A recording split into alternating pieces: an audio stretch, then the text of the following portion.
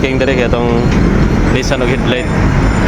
Update na balik. Okay, giwat pa na itong tag-iya. Mabot.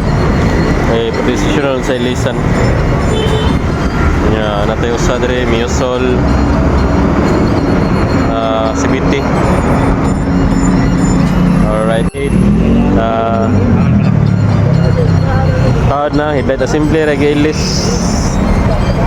Yapas na lang na uban nga kuhan ka ng side cover, front garnish. Time short niya. Alright. Honda Click B3 replace headlight assembly. Peace out.